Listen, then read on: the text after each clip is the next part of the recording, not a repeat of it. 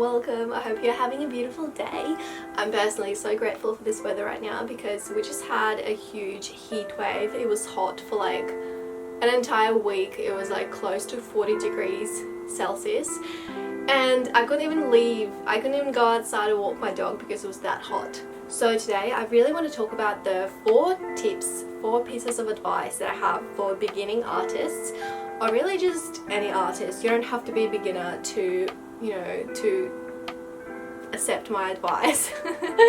I feel like I have some sort of credibility because I have been doing art for 3 years, which, I mean, it's probably nothing to some people, but for me art has been my entire life. Even though I have been like in the art business for 3 years, art is something I have been passionate about since I was a little kid.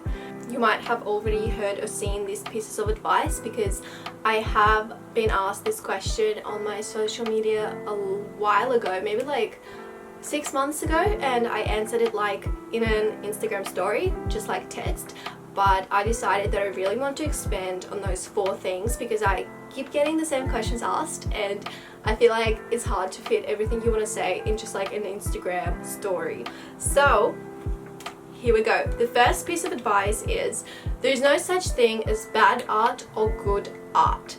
Oh, that is so important, and I always say that whenever someone asks me a question or tells me that their art is bad. The way I personally see it is there is art that people connect to and there's art that people don't connect to or with. So find a way to create art that a lot of people can connect to, and the best way to do that is to be authentic to your true self and, for example, paint your feelings.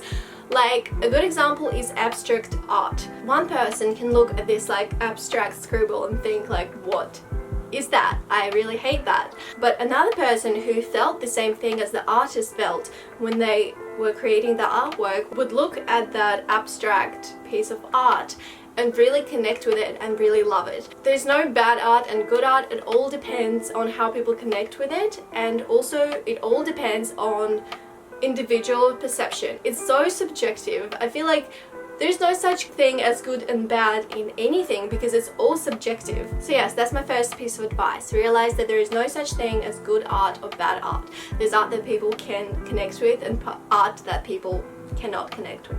My second piece of advice is practice makes perfect.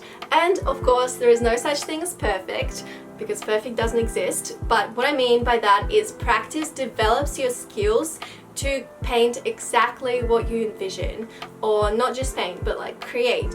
To do anything you envision, practice helps you develop those skills. So obviously this doesn't just apply to art. Whatever you want to do, whatever you want to start, whatever you want to get good at, allow yourself like maybe like half an hour per day to do exactly that, and you will improve with time. You just can't not improve. And my advice for practicing art is use reference photos. So find a photo that you want to paint and like paint from a photo, because that develops your skills of painting bodies or landscapes, or matching colors that are true to natural colors, or having a nice composition. All of that will develop your skills. Number 3 and that can relate to anything ever. You are your own biggest critic. The faults and the flaws that you see in your work, most of the time only you can see them because you know what it's supposed to be like. You know what you envisioned, and if you didn't paint that fully, you still have that vision of what you wanted it to be like, and you compare it to that vision of what you wanted it to be like. But the person from the outside who's looking at that image for the very first time, they don't have your vision of what it was supposed to be like. So for them, that is what it is. And most of the time it's not as bad as you think because you keep comparing it to what you want it to be and you don't realize that it's already really good.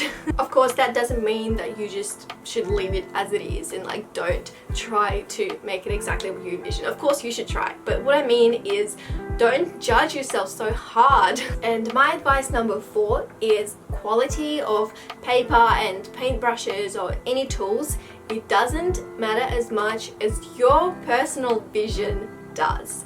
Your vision is priceless, and you really don't need to spend, you know, hundreds of dollars on this like high quality watercolors or like high quality brushes to create what you want. It's like if you're a good photographer and you have a good sense of composition and colors and you have a beautiful vision, you can take photos on a cheap camera. And if you're a photographer that doesn't have that talent, you can take photos on like a $10,000 camera, and the photos are not going to be as good as the photographers who has a vision. So please don't think that you have to spend all this money on like high quality products to start and begin creating art that you want to create. Of course, they do make a slight difference, but what you have in your mind, that is priceless, as I said. So that is all I have for you today. I'm gonna go over them again. I wrote them down on my phone. So number one, there's no such thing as bad art or good art. There's art that people connect with and art that people don't connect with. Find a way to create art that people can connect to. Number two is practice makes perfect.